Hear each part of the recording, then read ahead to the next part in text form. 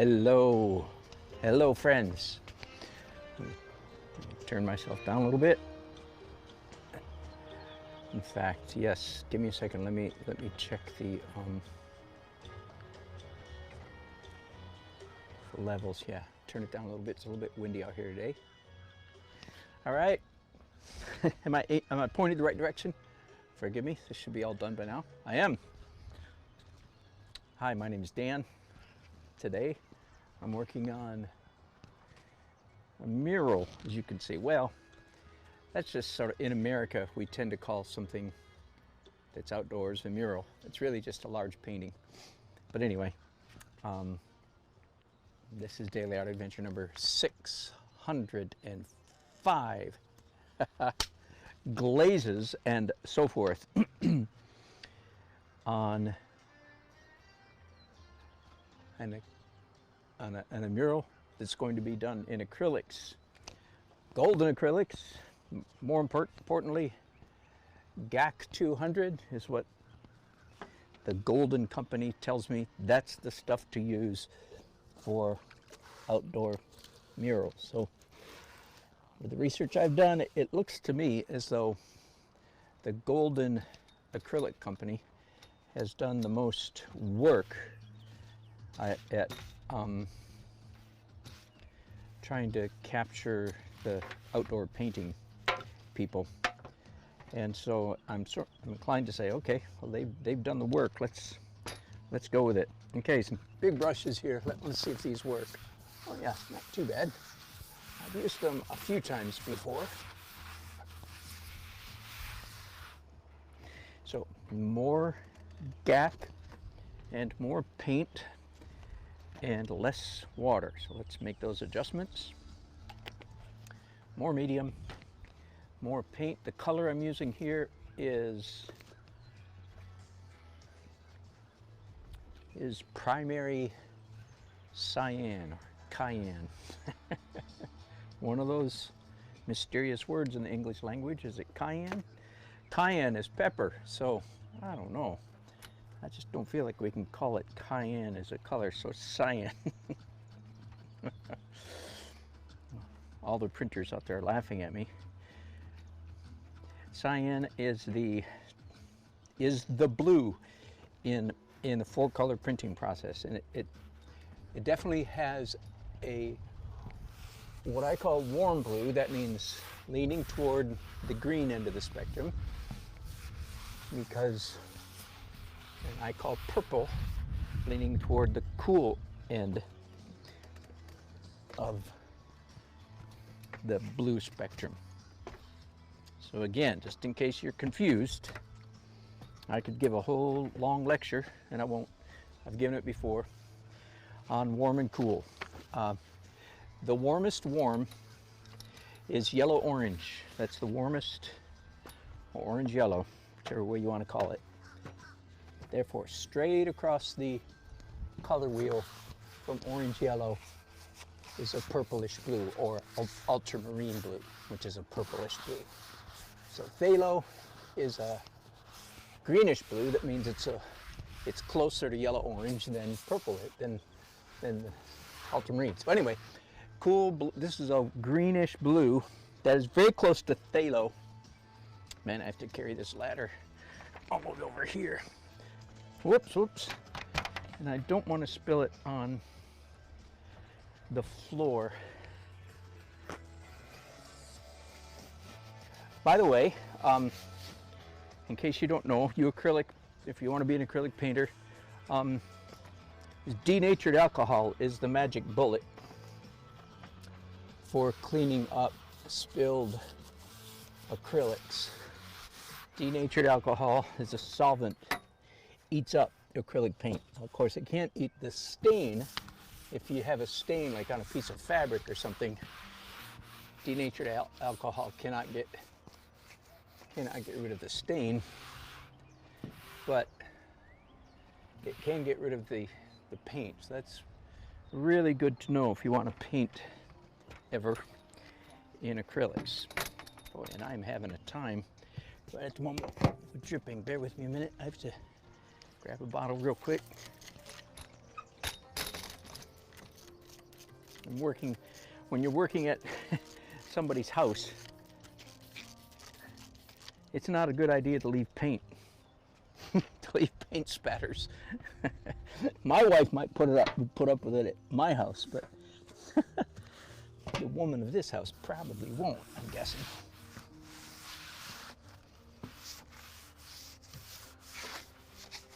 So the tools that I'm using here are, it says gold black. That's a construction workers, like for applying plaster or something like that.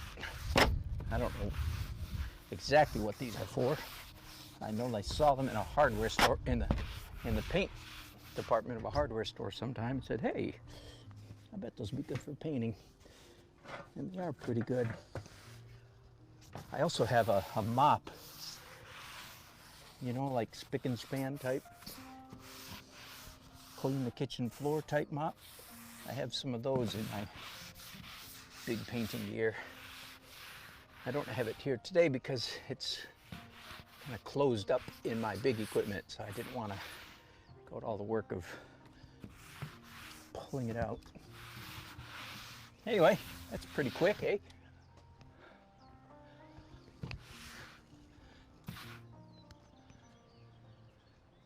Lots of runs, and I like drips. I do like drips, but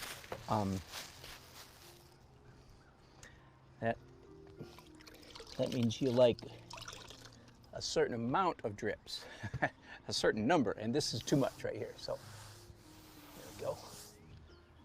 Let's take out some of that.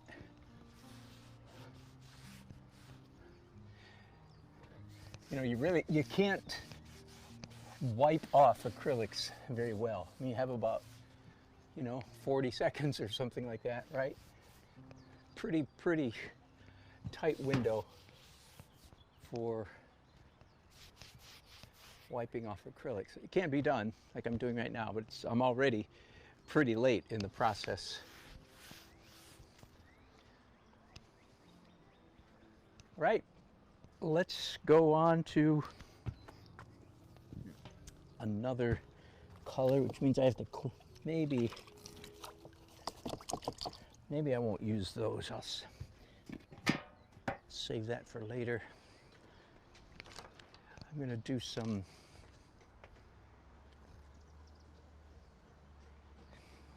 yellow orange. I'm looking for a paint tray.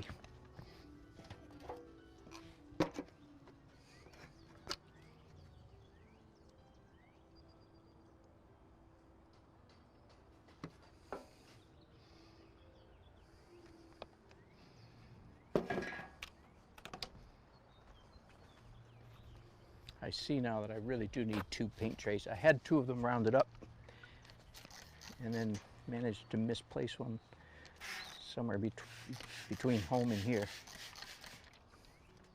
So I have to take a minute to clean the blue off this tray. These butcher trays are, I think that's what they're called, right? Very convenient tool for painting, mixing big mixing paints on.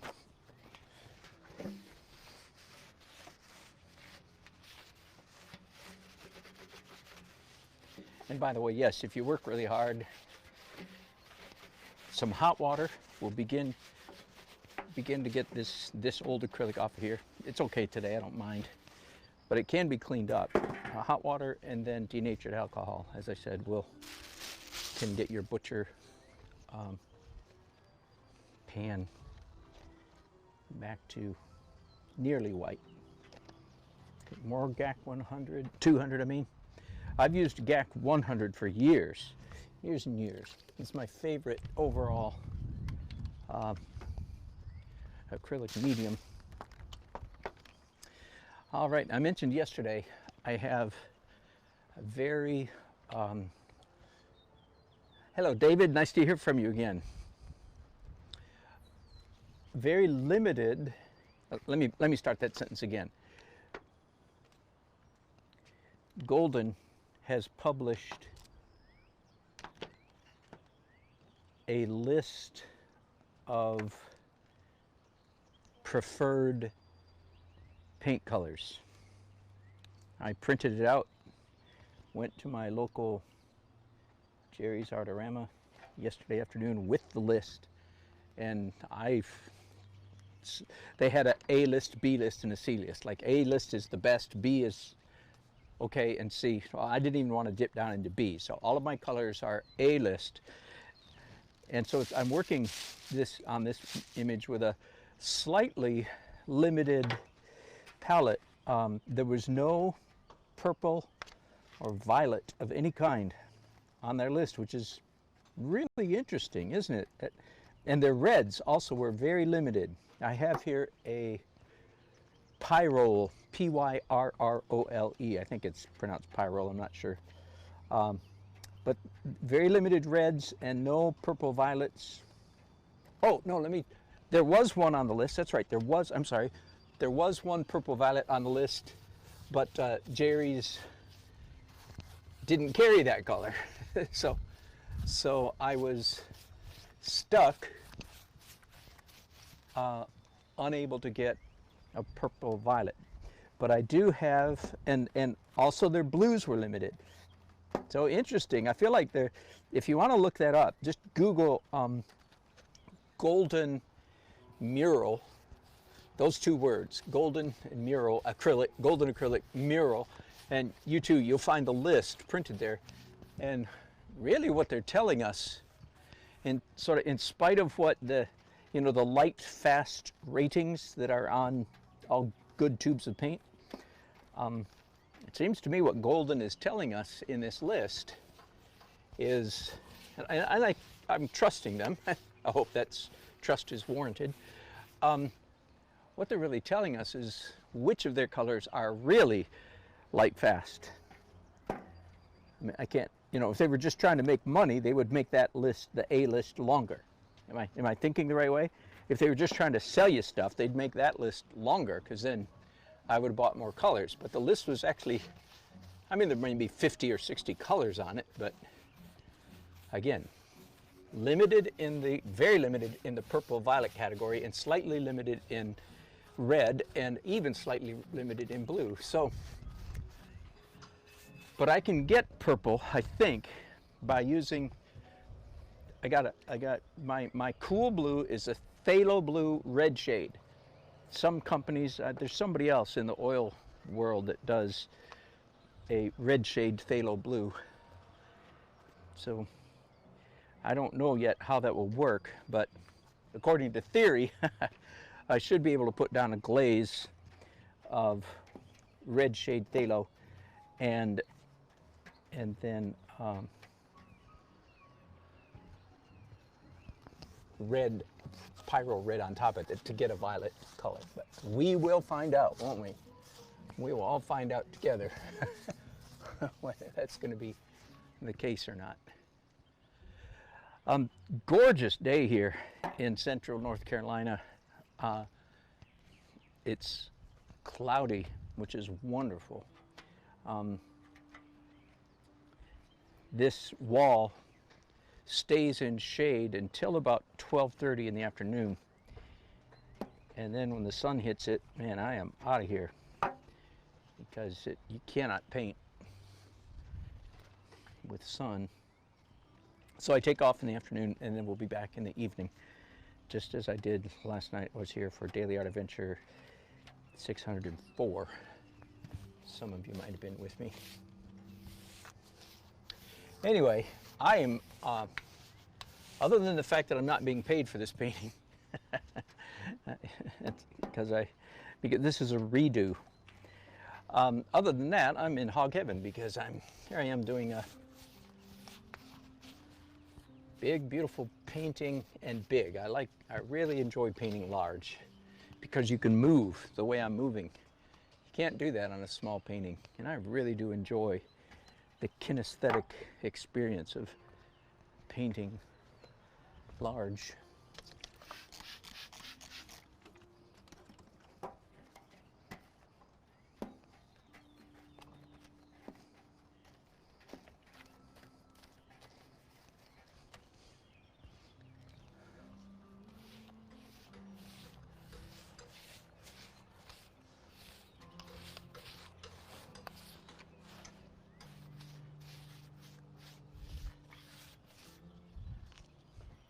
me show you a couple of my references. This is an old painting I did. I mean, not old, but a recent and previous painting I've done. I'm using that a lot for color. Here's a photograph.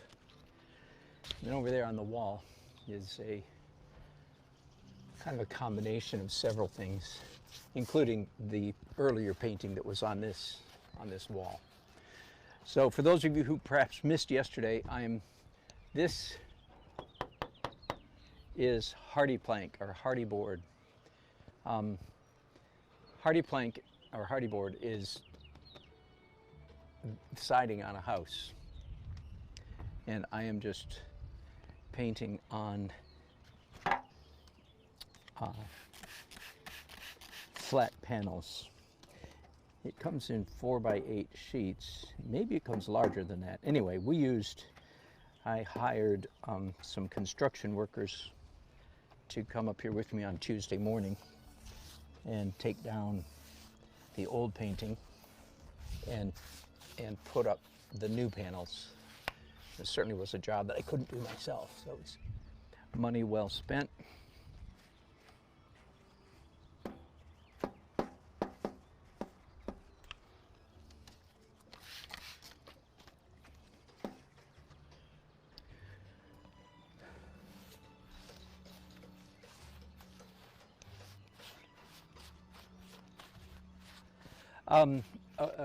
A real quick, simple how-to here for a minute. I paint a lot of cityscapes, which is, again, is what I'm doing here, of course. And I've discovered that asphalt, pavement, gray, boring asphalt, right? What color is it? Well, it's gray, says the non-artist. That won't quite do for the rest of us, for us artists. Okay, what color gray? Well, I have discovered one trick, one nice, simple, fairly simple trick. Pardon me a minute. Is to reflect the sky, just like water.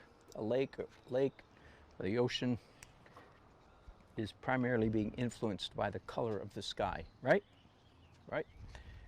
And asphalt is the same way. What makes asphalt, what makes pavement the color that it is?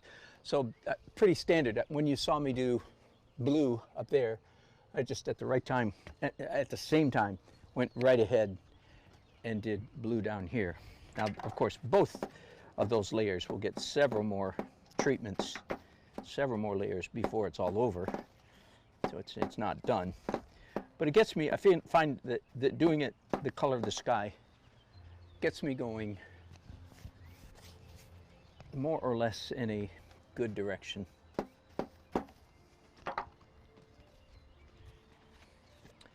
I'm happy to say I've got more GAC on the way. This bottle I paid very high dollar to get it delivered this morning. This job has not been without its challenges. Oh man, I thought I ordered GAC and then found out my credit card expiration date had changed, so they rejected it, the payment, and I didn't know that till yesterday. Anyway, so I paid a lot of money to get one bottle here this morning, just so that I could be here painting today. Whew. The things we do for love, the things we do for love. You call that singing? Well, no, not really. Don't worry. At least I know when I'm singing badly. And I'm not about to start trying to sing well on my broadcast. That is just that's off out of the question. There will be no good singing on this broadcast, no siree. Hopefully, if you're lucky, there will be no more singing at all. The things we do for love. I sound like somebody who can't carry a tune, don't I? That's pretty funny. I started out many years ago as a college student majoring in music. Didn't switch to art until my junior year of college. Up until then, I was a serious musician. The reason I switched, this is kind of funny. It seems funny now that I look back. Seemed it very logical at the time. The reason I switched from music major to art major is I thought, if I don't major in music, I think I'll still be a lifelong musician. But if I don't major in art, I'm not sure that I'll be a lifelong artist. Now, I do think, in spite of that convoluted thinking, I do think I made the right decision. It's better for me to be an artist than a musician. But the real reason I did it is because I felt like my skills were stronger in music than art. And I was afraid if I didn't major in art, I wouldn't end up being an artist. In other words, at age 20, I wanted to continue to be both an artist and a musician. I wasn't willing to give up either one, so I went with my weak suit, art.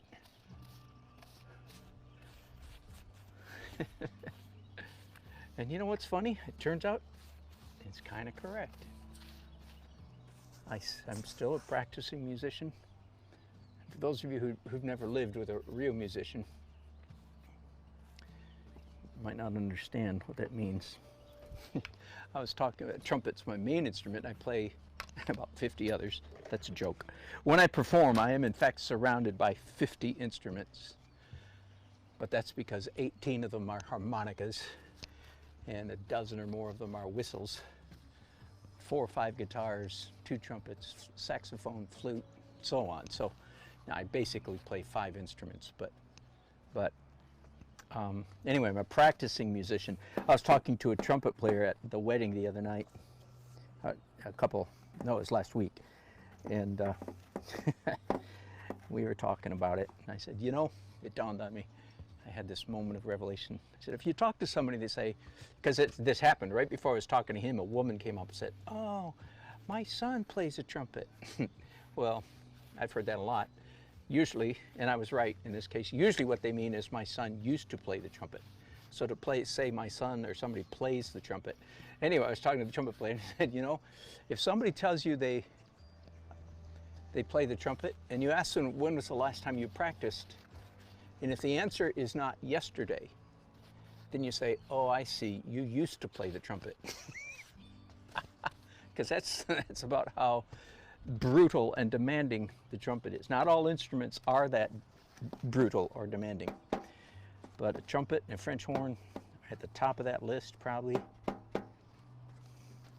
You have to, if you don't practice every day, you got nothing. Anyway, so I was going to say, it turns out I am a practicing musician, and I have at least 3 of my siblings, maybe 4. Yeah, 4 are very serious musicians. 3 of them in particular. Between the 3 of them, they have 4 masters and 1 doctorate in music. 2 of them work at universities in the music department. Anyway, so a pretty serious bunch of musicians. But you know what? I probably practice more than I enjoy music, maybe more than they do, because they had to do it for a career, and I didn't. So I just play what I want to. And anyway, so my decision turned out all right. Glad I was an art major. I'm glad I'm making a living as an artist. The only thing harder than making a living as an artist, in my opinion, is trying to make a living as a musician. And I'm sure that's not technically true, but for all practical purposes. You know, how do you get the musician off your front porch? That's right, pay for the pizza.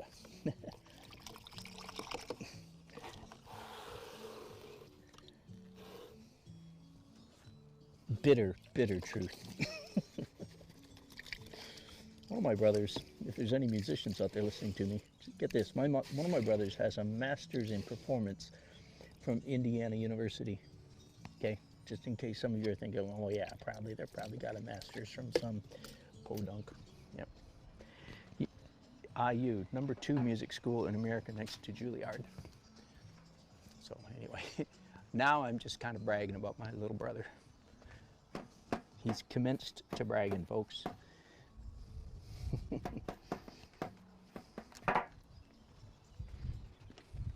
Yeah, one of these days I'm going to play some music on my broadcast.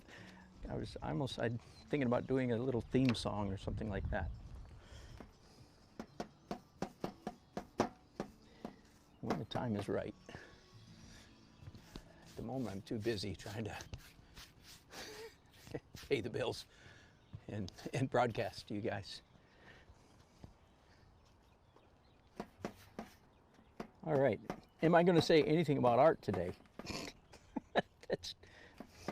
That's if the spirit leads.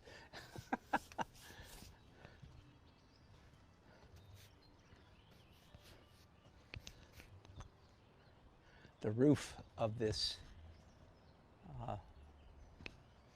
restaurant is very characteristically bright green. So that's what you're seeing. And you artists, I hope that you're seeing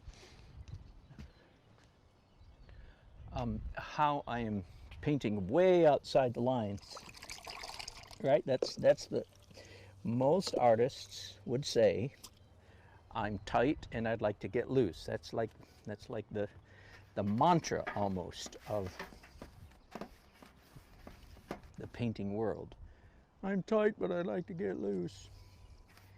Said in that tone of voice, I might add.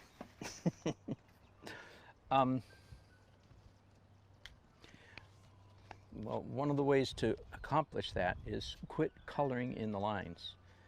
So you see, for instance, just these last strokes that I put up. I'm painting a green roof, right? I see that green go all the way up to here, here, here, here, here, down here, over here. Do you see? Now let me talk on that for just a minute, because there is another principle at work very closely related to that. So same thing here. There's a roof right here, and see how I'm painting way outside all those lines. Well, there's a closely related principle. It is this: we human beings, we like to see, and these are cars right now, this dark blue that I'm doing. There's a row of parked cars here and one driving car, moving car. Human beings, we like to see little bits of the object that have spilled into the subject matter, and little bits of the subject matter that have spilled into the object. Let me use my most common analogy. So for instance, not an analogy. Green roof, object, background, tree, sky. So right now I've got object spilling into the tree sky. Likewise, I've got tree sky color spilling into the roof. Now I'll give my typical word picture analogy or sample. It is blue sky, red barn. Right? Classic kind of image.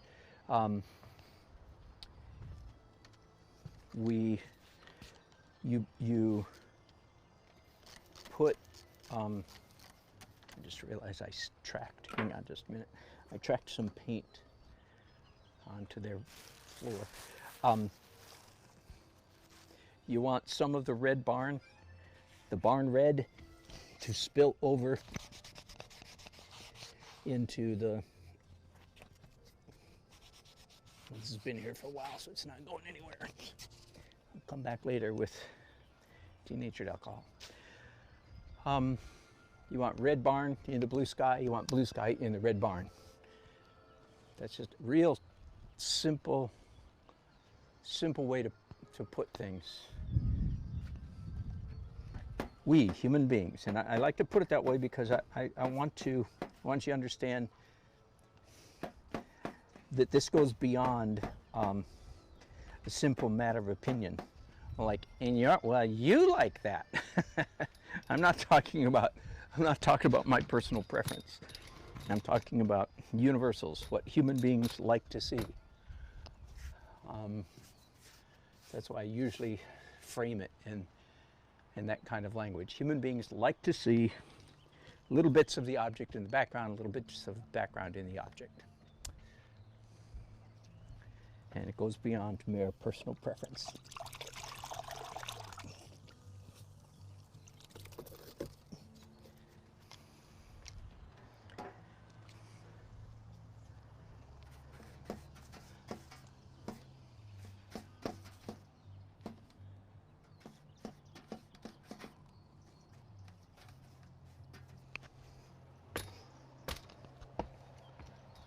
Marching up here to do traffic lights. Same thing, see? Can you see my traffic light drawing there? But I don't just paint the light. I paint a good way to put it, to understand it, is I paint the zone, I color the zone around the object, the whole area. I'm not limited to just painting in the lines. All right, that's enough of that. Let's move on to something else. I don't remember now what colors. Oh yeah, we got some red over here. That should be fun.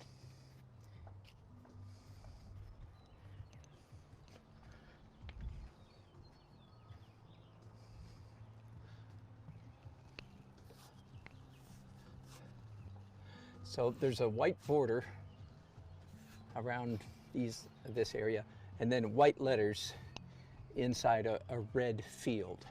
Same thing up here. This object is red. All right, I hope that all makes sense.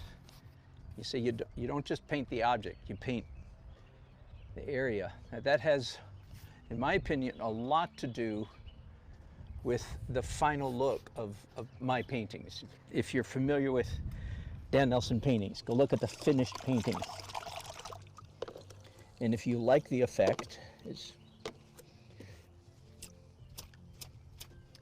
that what I've just shown you explains a lot of where that effect comes from.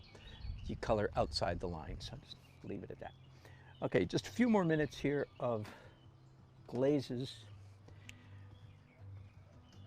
and then I'm going to do some white. So, and again, another obvious, I hope it's obvious. Now I'm doing a big painting, so I guess you don't need to be terribly impressed that I'm using large brushes, 4-inch brushes. But I use brushes this size, all the way down to a 18 by 24-inch canvas, just to give you a sense of perspective. I wish I had larger brushes. Well, I did. You saw me using these earlier, right? 12-inch brushes. They're a little bit hard to handle and manage. I don't mean to handle, but clean up. So that's why I'm not using them a lot more. Because doggone, you have to clean them up. So they're down there just draining for me. More green down here.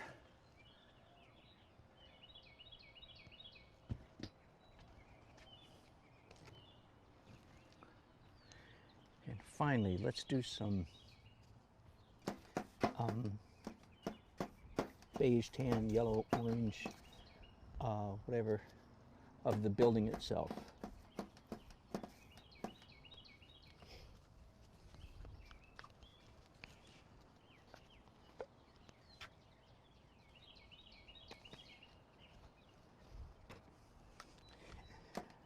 Indeed, I'm going through the GAC 200 at an alarming rate. Cost me over $100 with shipping and product just to get that here today.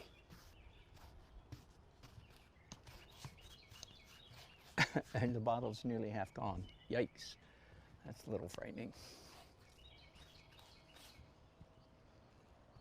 Okay. It's almost a little too yellow. Let me get a little bit of red on these brushes.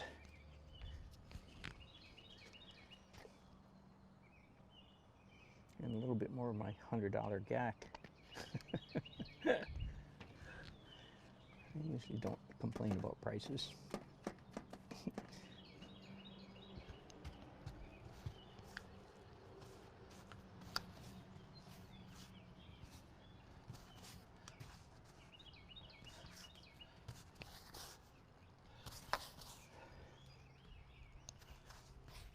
Yeah, I need some red over there for sure.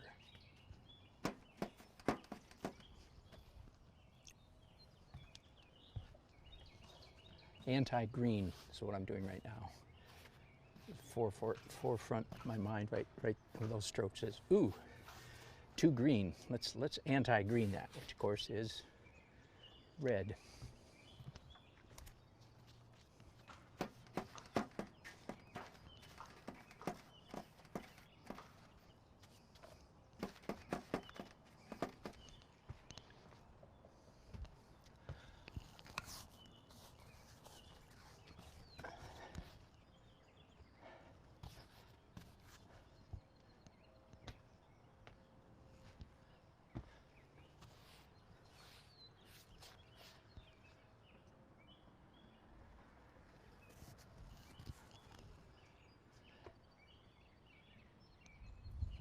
So the next thing I'm going to do, it's either going to be draw with small brushes or draw with pencils. I could do that too. But in either case, I think I'm going to take a little break from broadcasting so I can think unmolested. That's the case, maybe. Not having to think about you guys or saying anything. You can tell I don't think about what to say anyway, but this guy just rambles on inanely. It's my broadcast and I'll ramble if I want to. You would ramble too if it happened to you. Da da da da bop.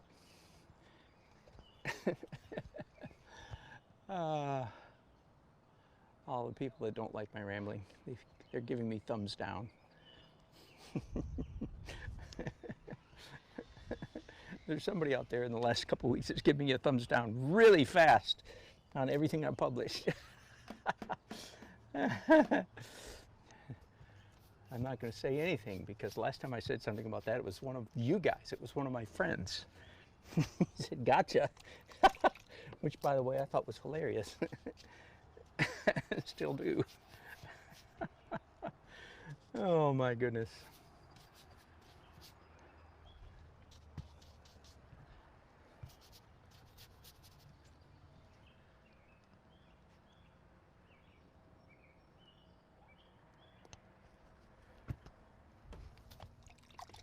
Perhaps somebody's just joining me, somebody who doesn't know me very well, and you're wondering, yeah, but what are all these big marks? We see a lot of red. This is part of the road, that makes sense, but up there, what is that? And the answer is, that is my initial abstract painting still showing through. And it will be covered up little by little, but it will still show through in the final painting. Much to my happiness, there'll be a little magic that happens because of that abstract. I don't know which parts will show through. Not my job to decide that right now. But yeah, in case you're new, yeah, I start all of my paintings pretty much with big abstract swooshes. And they're still quite apparent, you know, like this yellow and this red with what was white lines in it. Here's a big curve, goes all the way from there all the way down to here. Anyway, that's what that was. Red here, red here. All right, I'm going to take a little break, and I might draw with pencils. Yeah, and by the way, I do think these pencils will hold up quite well in sunlight.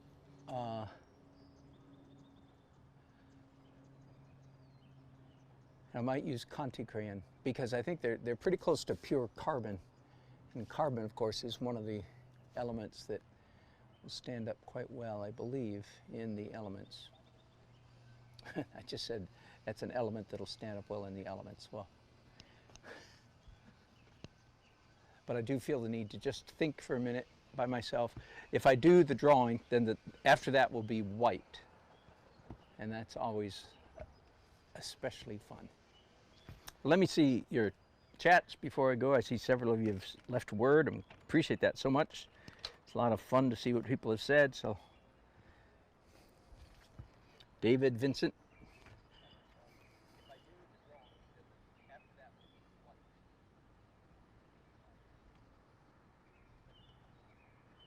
Huh.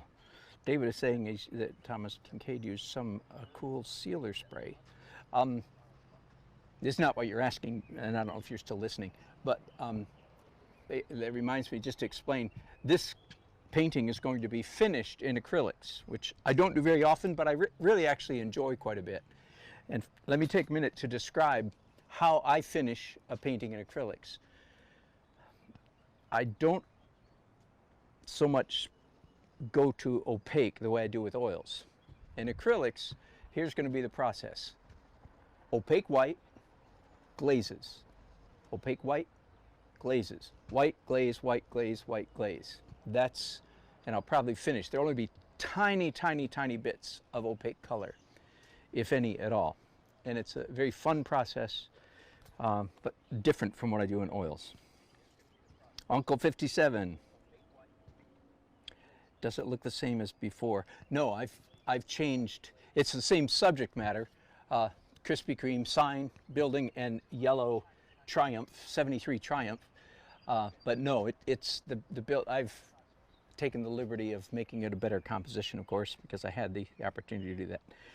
And I will be, yes, and I will be sealing it with two things. One is when the painting is all finished, I'll do a layer of probably, and I might call golden just to make sure, a separation, an isolation layer of GAC medium. And then I will absolutely use a traditional UV filtering varnish, picture varnish, making sure, and again, I may call the Golden Company, I've talked to them one time already, and get their recommendation for the best. Because yeah, I'm going to seal it with a UV filter and probably gloss. So that's a very good question. Uncle 57 says, I paint landscapes on stepping stone and have no luck with outdoor sealers. I'm very aware of that. Yep. They peel after a year or two. Ah, well, see, Uncle 57, if you don't mind, share with me. Send me a text or an email or a chat right here and let me know if you learn of something new. I'm all ears. Hello, Abnormal Dark Serpent. Good to have you on board again. Looks awesome. Thank you. And David straight explains, if you paint on canvas, the linseed oil, I think you mean linseed, doesn't stick to the acrylic medium without a sealer. Gotcha. The front corner window from the front to the side appears as one. Correct. I do need to fix that. You're correct, David. There's a corner in the building. I need to make sure that my perspective lines, angle, and that these are two different colors. You're exactly right. Thanks for pointing that out.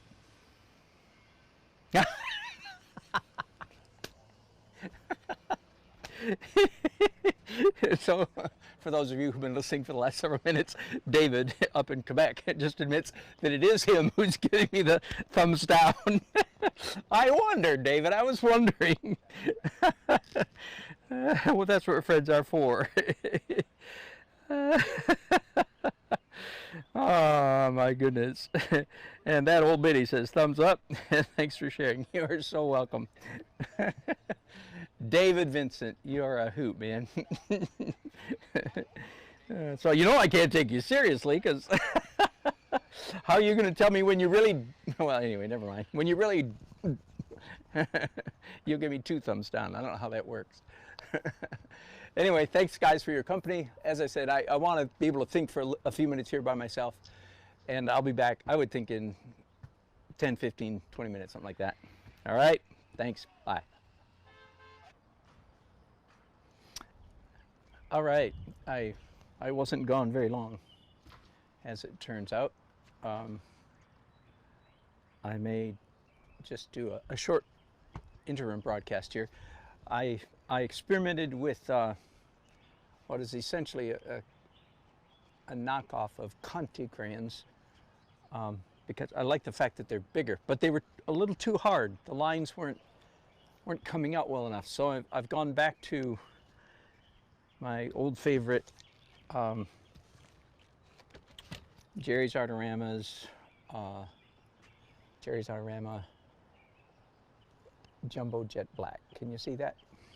Sorry, that might be out of focus. Anyway, and they are working quite well.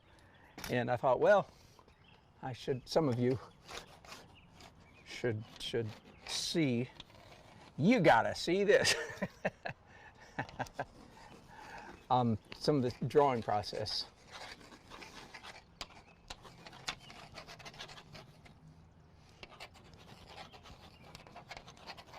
Giving just maybe a vague impression of where the trees will go, the tree line, if you will.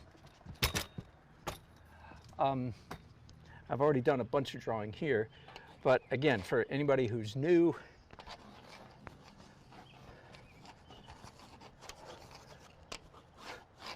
let's get away from trees, because when I'm painting trees, you expect my marks to be extremely organic like that.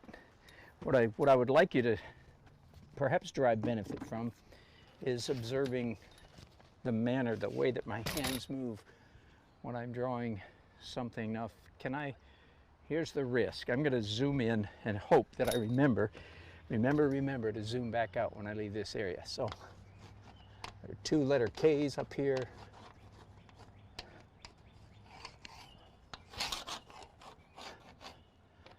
All right, so you're getting the idea, I hope, that the pencils, whereas they are advantageous, beneficial for drawing, for capturing, you can tell, I hope, by the way that I'm moving, that, by the way, this area has a texture in it. I'm going to go ahead and give it a little bit of that texture.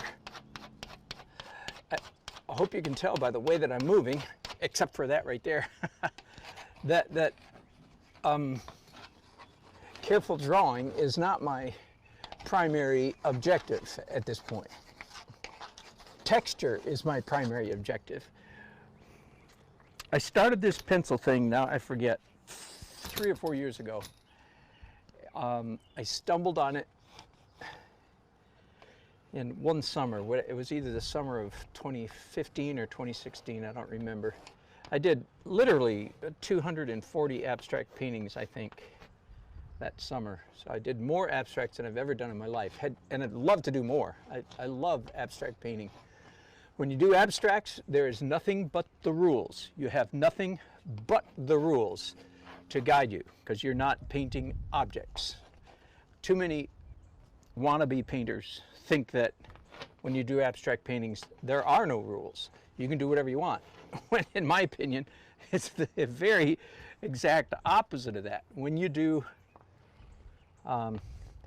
abstract paintings, there's no picture, so all you have is the rules. And if you don't know what the rules are, you're probably, forgive me, you're probably doing really weak, I'm using nice language, you're probably doing really, really weak abstract paintings. Abstract paintings are not just paintings for people who can't draw. Now, it is true you can do good abstract paintings without being able to draw, so that is nice. But if that's your, forgive me here a minute, I need to come over here and sharpen my pencils. If you decide to make a career or a habit or a journey of abstract painting, that's perfectly fine.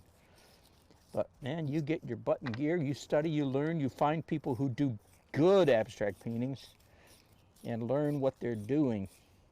I have 2 friends here in the Raleigh area, both of whom are excellent master abstract painters, Joe DiGiulio and Bob Rankin. They both teach a lot, and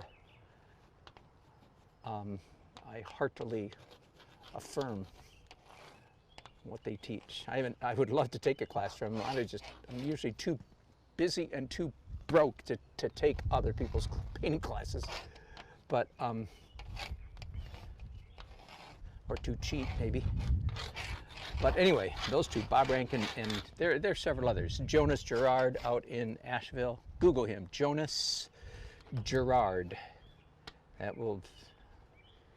You'll see what I consider. And Bob Rankin and Joe DiGiulio, D-I-J-E-U-L-E-O.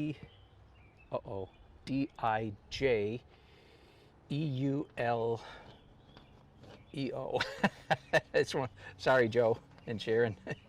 I'm afraid I just butchered your name. But anyway, if you look hard enough, abstract painter Joe and Sharon to Julia, husband and wife. They both do abstracts. Anyway, I'm sorry, that was a long detour, wasn't it? So I was doing abstract paintings and stumbled upon using these exact pencils in my abstracts, and found that I liked the effect so much that when I came back to my traditional representational stuff, I said, hey, who says you can't use pencils in, even though it's very unconventional. You understand that. This is not normal. Very unconventional. But I like it.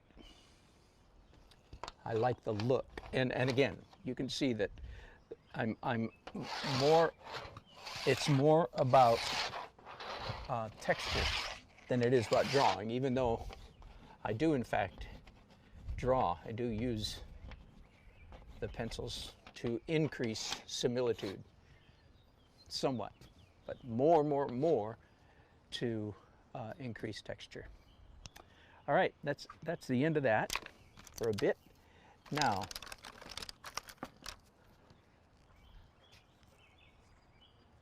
trying to decide what size brushes to use.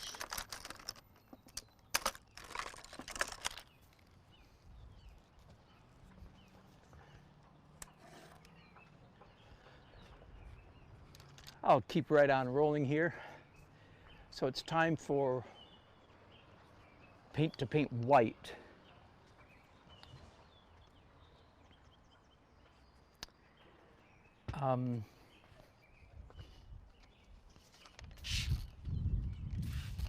And again, because I am finishing this painting in acrylics, no medium in the white, of course. Why would you make your white more transparent? Just put less of it on. It'd be a waste of medium and a waste of white paint. I get asked that often. No. I'm afraid you don't understand the concept of transparency if you wonder if you put medium in the white paint. Anyway, sorry if that sounded harsh. All right, so I am looking now at the photograph, and hang on just a second. I want to tape up, in addition to that photograph, I want to tape up my older painting. So I have three references now, and I'll move these in the sky when I need to. There's a photograph, there's a painting. I'm going to be looking at both of those by degrees. And I'm not looking for things that are white, like obviously. Whoop. I almost forgot, didn't I? Whew. Okay, sorry about that. I did leave you guys up there. Oh well, sorry about that. Okay, so here's the photograph, and here's a previous painting. And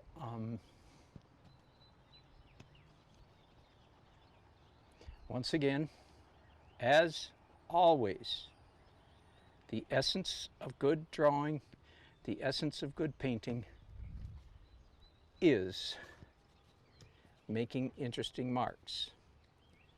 Similitude or realism is, in fact, important, but it's not quite as important as the nature of the marks themselves. Just the pure, visual, visceral marks, regardless of what they are rendering. I started to say, so I'm looking for things in the photograph or in the painting, in the reference, that are light. That's light with an L, not merely white. Okay, so I'm using white paint, but every bit of this white paint that I'm putting down right now is going to be glazed over. It's going to have color on top of it. Every bit of it. I am many layers from being finished with this painting. Only the final tiny touches of white. Hours from now, and days from now. I won't finish this painting today, but only the final bits will be unadulterated pure white. And so everything I'm looking for now is anything that's light in value. Again, to be clear, not white, but light. I'm sorry if I'm just beating that to death, but I want you to be clear. In fact, all of this frame of this roof right here, especially on this side, is all in shade. And in the photograph, it is distinctly blue. It is quite blue. And it will probably be quite blue in the finished painting.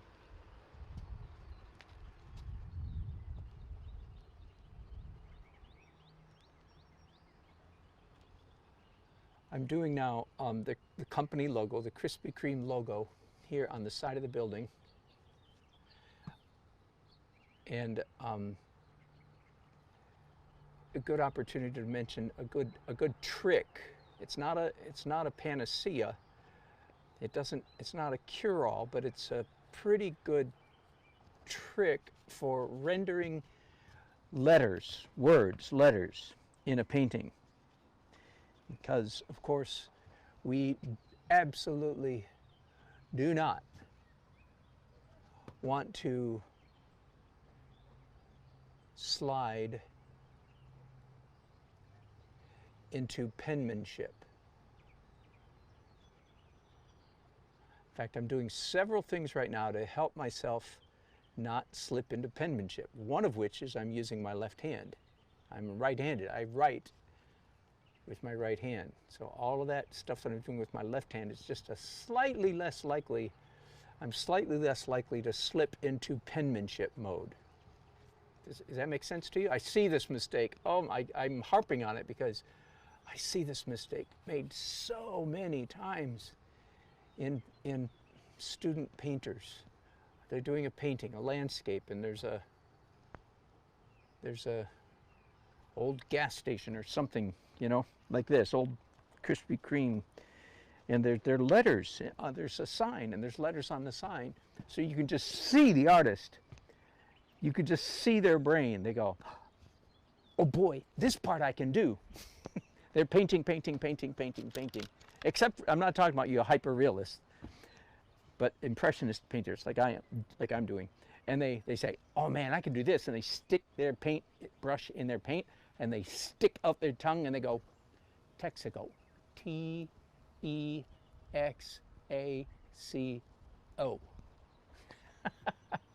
Penmanship mode. They are painting out of absolutely the wrong part of their brain. And what does it matter? Oh man, it matters tons, because they can't figure out why does that little part of their painting look like it doesn't fit with all the rest of the answer is because it doesn't fit with the rest of their painting, because they slipped out of their painting brain and accidentally slipped into penmanship or hyper control brain. Anyway, so I'm saying here there are a couple things I'm doing to help me stay out of penmanship brain, and one is, of course, that I'm using mostly my left hand. E-M-E-K-R, yeah. The other thing that I'm doing is I'm painting in reverse. I'm painting negative. I'm not painting, right now, I'm not painting the letters. Can you see? I'm painting between the letters. So that, again, that's not a panacea. It's not a guarantee. You can still get into penmanship mode even doing this. But this is a bit of a safeguard. Two safeguards, left hand, and don't paint the letters, paint around the letters. So there you go, just a real quick tip for how to stay out of penmanship mode. And again, you understand, if you slip into penmanship mode, that part of your painting will not fit in with all the rest of your painting. Unless you're hyperrealism, then that's all bets are off. That's a different story altogether. We're not talking about hyperrealism here. And I do enjoy every once in a while. As you can see, go to my website, dannelsonart.com. It really is fun for me. I'm one of those crazy people who enjoys jigsaw puzzles. If you don't, that's perfectly fine with me. Believe me, I understand the absurdity of taking a perfectly good poster, cutting it up into 1,000 pieces, and then putting it back together. Why do we do such things? Because it's fun, because it's relaxing. And I get, you know, you get kind of a Zen-like, meditative, peaceful mood when you're doing a jigsaw puzzle. Well, for me, I get that same Zen-like, peaceful mood when I do super realism. And every once in a while, I doggone it, I just enjoy it for fun. I don't think it's the greatest way to paint. It's just fun. And plus, a little bit of show-off enters in. You know, I like people to know that I'm not an impressionistic painter because I can't draw. And that might be an ego problem on my part. Honestly, I should give a flip and rip. Shouldn't give a flip and rip, whatever that is. What people think about me, right? I know. I'm in counseling. I'm trying to get over it. That's a lie. I'm in counseling from my wife. My wife is a very powerful counselor. That is true. Anyway, so I do enjoy every once in a while doing some realism. And then you can do penmanship. Then you can get into penmanship. It's okay. I hope you can see what I'm doing. I know I'm kind of far away, but if I zoom in, tell you what, I'm going to just zoom in for a minute so you can see what I did there. I want you to see that I'm calling this opaque white, but no, wait a minute, let's be honest.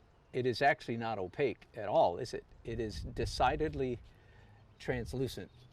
So, in other words, you can see, I'm not obliterating all the fun color and texture that was already on the painting underneath. So I'm not into obliteration. Very rarely do I do true opaque painting, and usually only in the very last stage. And even there, very little of it. So just want to make sure. Now I'm going to back out again, because if I don't, you've seen already what I typically do. I forget to back out, and then I'm all over the place without you watching.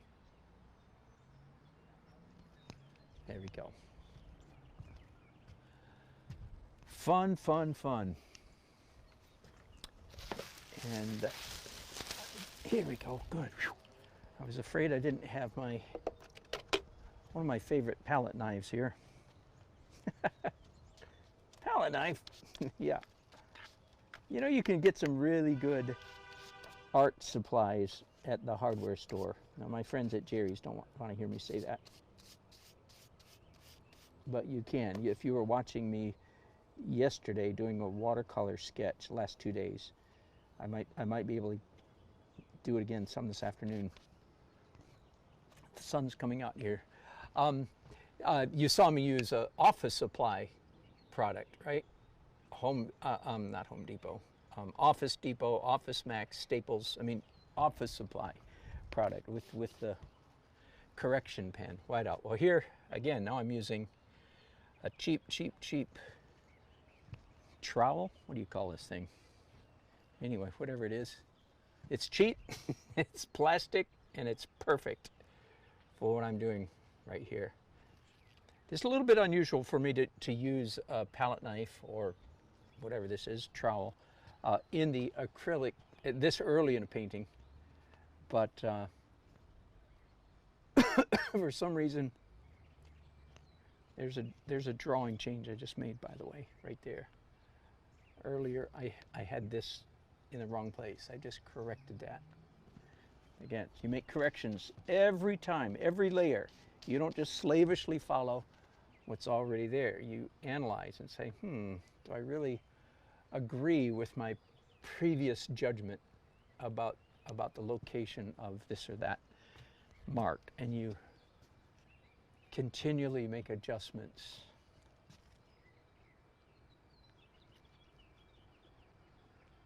So I agree with that mark, that earlier mark. And I'm going to modify this one slightly. Oh yeah, sun's coming out.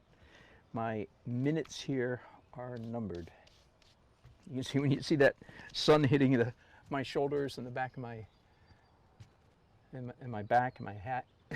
you know, I'm not going to be out here too much longer.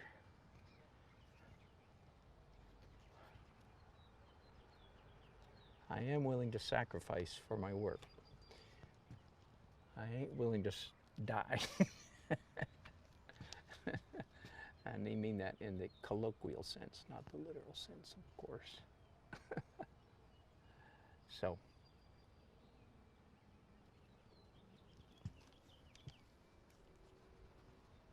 you're probably seeing more of this than you really need to see. It's not exactly spellbinding video, I don't imagine. But heck, we're having fun, aren't we? Let's throw in the, oh heck, we're having fun line. Speaking of which, are there any musicians out there? Any musicians listen to this? Can I give you one of my pet peeves? No, they all say, no, please don't. You give us too many as it is. All right, shut up. I'm going to give you one of my pet peeves. Nah, it's not really a pet peeve. It's funny. It's not a pet peeve, but it is funny. Musicians, rock, pop, rock, jazz, pop musicians. In other words, everybody but classical, I think. When they're giving a concert, when they're live in concert, the first thing they'll say on the microphone, it's like clockwork. You could just about bet on it.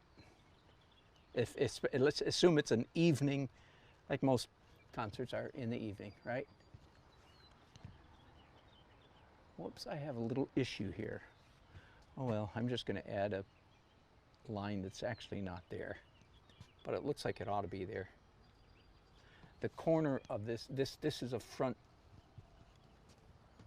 Yeah, that's all. This face is the same as this face. Anyway, as soon as they get on the microphone, do you know what they say? How are y'all doing tonight? That's not a pet peeve, but I do think it's crazy. It's like, come on, would one of you guys please, or gals, would one of you please come up with something other to say than exactly, and then at some point a little bit later they go, y'all having a good time? How y'all doing tonight? They'll say it 3 or 4 times in the course of the evening. It's not just once. How y'all doing tonight? Y'all having a good time out there? Start noticing with me. Start noticing. It'll start driving you crazy too. It's like, oh, give me a break. Were you an English major or something? Creative writer maybe?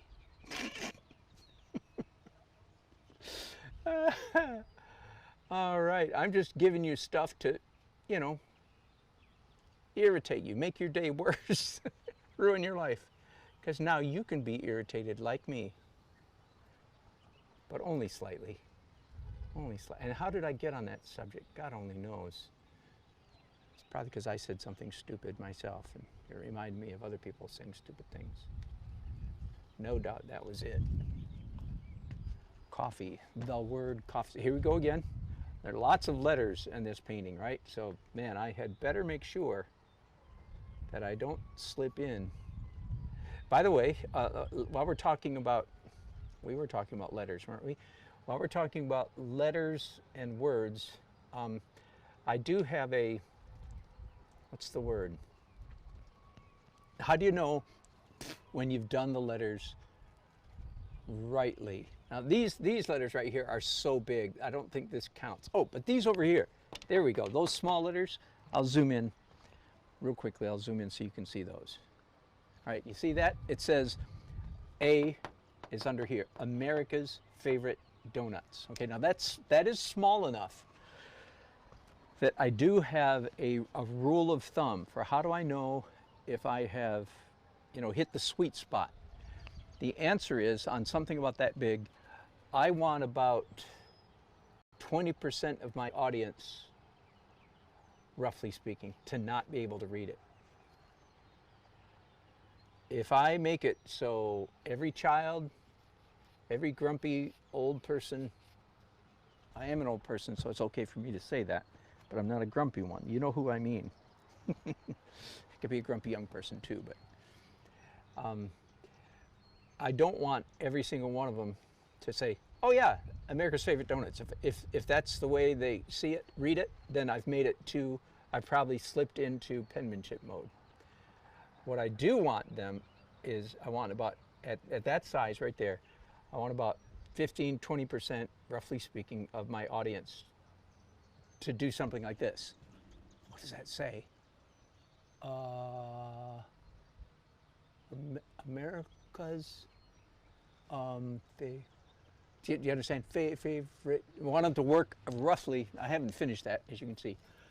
I haven't finished anything on this painting. I want them to work for it. And you say, well, why? We've talked about this. I've talked about this quite a bit. And usually when I talk about it, I jump to a related area to this, and I'm going to do it again today. So back in the days when I was a graphic designer,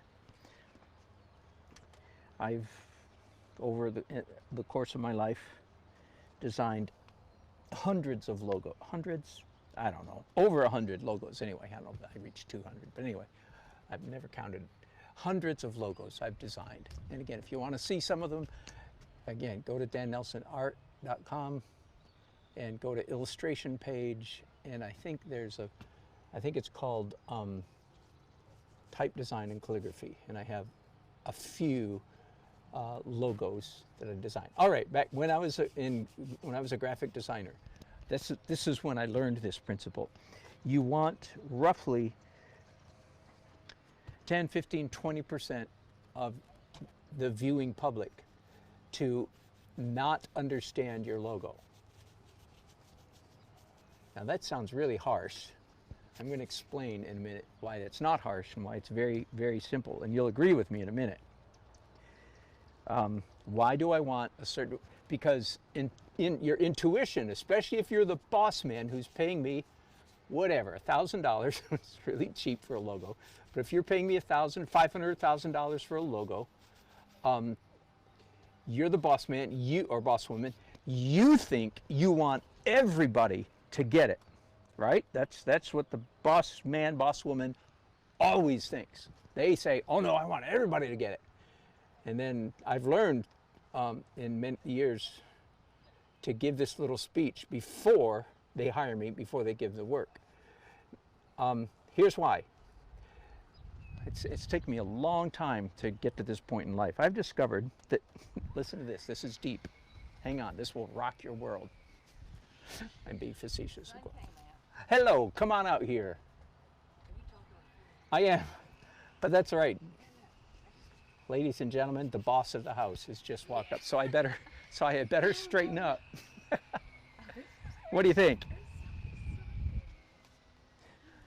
I will tell. Are you hungry or thirsty? No, and the sun's about to put an end to me, so I'm going to leave here shortly, and I'll grab a bite.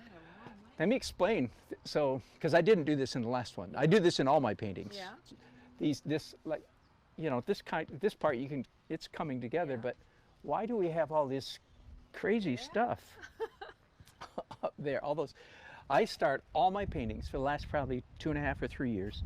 I start my paintings with a completely unrelated abstract painting underneath. Okay. Unrelated, except that I want to make sure that it's not related to the subject. Yeah. So in other words, I knew the sky was going to be bluish, so I made my abstract painting red and yellow, the opposite of blue. Yeah. I knew this part down here was going to be warm, so I did a lot of blue marks in here. So the reason is, when I get late in the painting process, a lot of that will be covered up, but there'll just be little bits here and there. And your house is full of beautiful paintings, so it won't bother you. There'll be little bits of it that show up here and there that just create the magic that wouldn't be there. You know, I think it's kind of cool like it this Yeah, way. good. Right that is just so good. And you're a very artistically sophisticated. Yeah, you are, because you have good artwork in your house, so you're accustomed to seeing good paintings. So yeah, this would appeal to you. It's not going to stop here, of course, but Yeah, so that you know, I paint on the street a lot, and years ago I used to be a little bit intimidated when people would come by during the early stages because my paintings go through this ugly duckling stage. I've gotten over that. Now I have this perverse pleasure. They don't know. Because I love seeing their, Surprise. I love seeing their confusion. It's like, I hope this isn't your day job. You know? Oh, good. Well, I promise you will like this painting so much better than the other. That's the only thing that makes this whole. I love the old. Well, you'll like this one even better. I'm absolutely confident. Yeah, no, I'm fine. I've been sipping. Well, it is getting hot. And it is. Yeah, I'll be gone in just a few minutes. Well, I'm going to get Chip to take that cover off that one. That would be nice because I might be able to benefit from that in the evening. It tilts all sorts of Yeah. ways.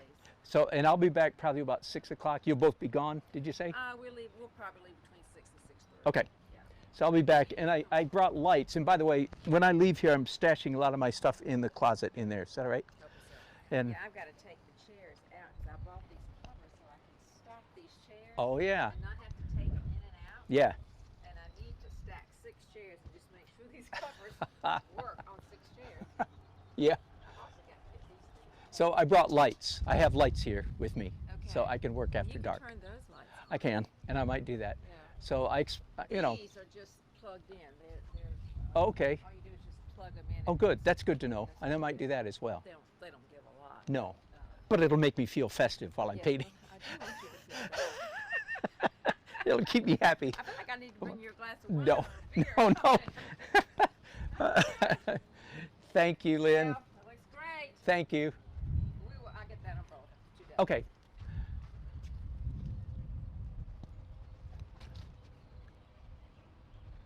Happiness is interacting with the customer. I'm as serious as I can be about that. You can't always tell when I'm serious when I'm not. I am serious about that. So back to designing logo. You want 10, 15, 20% of the public, so to speak, not to get it. And that sounds so like, what are you talking about? Here's why. Oh, I was about to say, I have learned something really deep and heavy. You ready? This is it. All people are not the same. We're all human. We all have related similar foibles and struggles and so on and so forth. But our minds operate differently. We think differently. We see, here's the real thing. Turns out, and it's taken me years to learn this about other people. I don't know what you guys are doing. I want to say to people who are not visually, I say, what are those 2 things on the front of your head? Big, really mean and nasty, you know, because they obviously don't see the world the way I see it. Duh, well, it's pretty obvious, right? I'm an artist. I don't see things because I'm an artist. I'm an artist because I see things. Did you catch that? Okay, so people are different. So there's a whole, compared to me, there's a whole vast segment of the population who are not what I would call, and they might be wonderful, intelligent, gifted, good, godly, you name it, good people, but they're not visually astute. They don't see the world the way I see it. They just don't. They just don't. They don't see it at all. They don't notice, they don't pay attention, they don't derive nearly the pleasure that I do from visual things. I could go on and on and on. We're all different. So, if you design a logo, or in this case, if you write these letters, so that every, so to speak, Tom, Dick, and Harry can see it, if you design a logo so that everybody gets it, like, oh, I see, that's a blank, or whatever. I see, I saw a good one again just the other day, I forget, it was 2 letters. Novant Health. You can Google this. Google logo. This is an example of Novant Health. N-O-V-A-N-T Health. If you want to see what I'm talking about, go to Google and type in Novant Health logo. And I guarantee you, somewhere between 10 and 20% of the viewing public will not see the letter H that stands for health. Will not see it. Now, why is that okay? Because the same percentage that don't see it Listen to this. Here's the crux. The same percentage that don't see the H, I'll put it kind of strongly, they don't give a flippin' rip that they don't see it. They don't care, they don't care, they don't care. And if you point it out to them, they'll go, yeah. They won't go like me, like, oh man, that is so cool. Because I'm I'm visually sensitive. The kind of people I'm describing, we'll be driving down the road with a person like this and I go, oh, look at those clouds. Oh, that is incredible. And they go, what's on the radio? Do you hear me? So if you paint so as in order to win over, communicate with, make sense to those kind of people, guess what? Your paintings are stupid. By definition, you've dumbed yourself down so far that anybody can understand it. Now, when it comes to designing a logo, let me finish this story, because this, not that any of you, some of you are graphic designers, but here's the hard truth. Roughly 6 or 7 times out of 10, the boss man or the boss woman is one of those non-visual people. So there's the rub. Oh my goodness. Because very often the people who are particularly good at making money are particularly bad at seeing the world. Not always, of course, but very often. The visual gifting and the money-making gifting are often mutually exclusive. If somebody's good at being an administrator, boss man, boss woman, they are equally likely to not be very good at seeing the physical world around them. So there's a problem. There's a huge problem, because now the person that you're working for is in fact one of those blind as a bat human beings. And they don't like being told that they're blind as a bat. While I'm on the subject, by the way, that's why logos, I just heard about some big logo, IBM, or I can't remember who it was. Somebody, typically, some big company recently just paid like $500,000 for a new logo. Let me explain to you why that logo costs so much. Do you know why? It's not because the artist had to work months and months and months. Well, they did, but not because they had to do visual work, artistic work. No, the reason that logo costs $500,000, do you know why? I'm gonna let you know. Is because they had to jump through a bazillion hoops. So they did have to work. Work at what?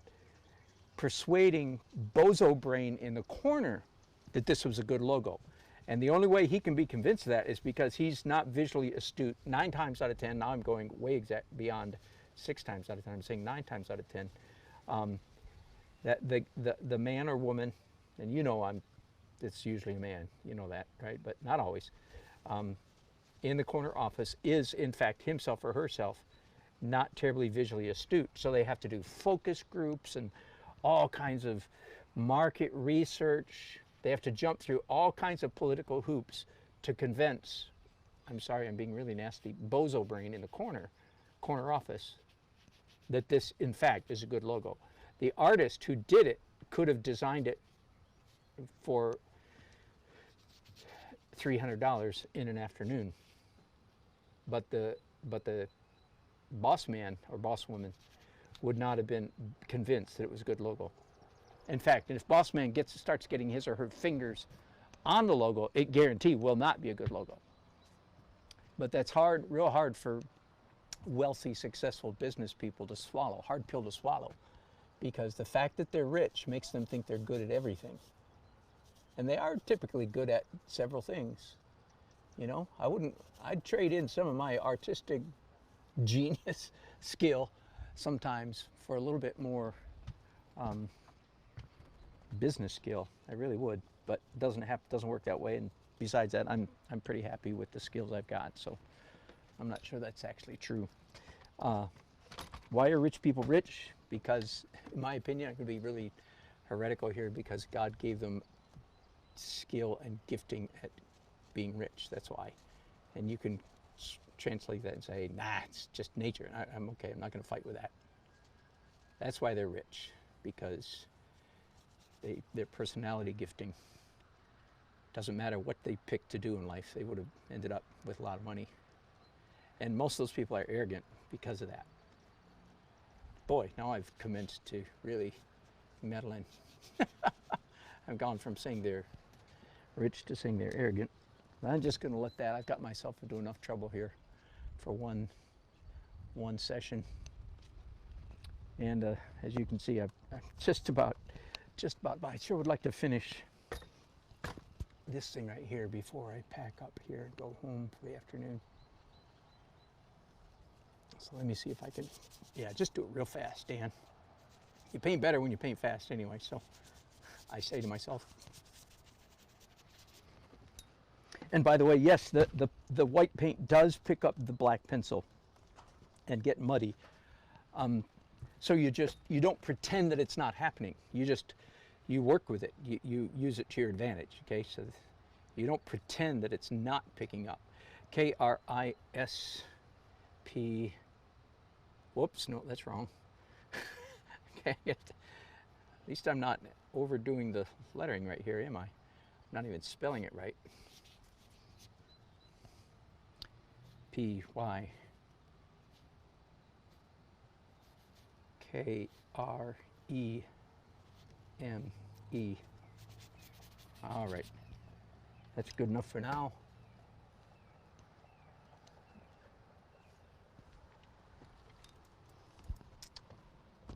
And I need to get out of this sun, so let me see if anybody's chatted.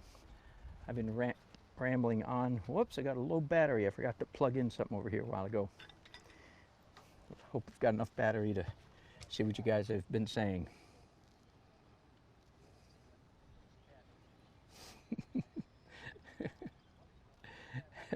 Barbara Path says, "Are you an artist, David? Pretty sure Dan doesn't need your help." That's all right. Thanks, Barbara. David is an artist and he enjoys helping me. That's all right. Good, Richard. Glad to hear that. Every time you watch me, you learn something. That is music to my ears. I am so glad to hear that. Think of all the nonsense you learned today. Okay. No, you're not talking about the nonsense part. All right. It's been fun. I'll be back. It's 1 o'clock. Back in about 5 hours or so, and probably do a broadcast again tonight. I'll be out here till after dark with lights on. I am anxious to get this thing knocked out. So appreciate your company. Hope you can join me again later. Bye-bye.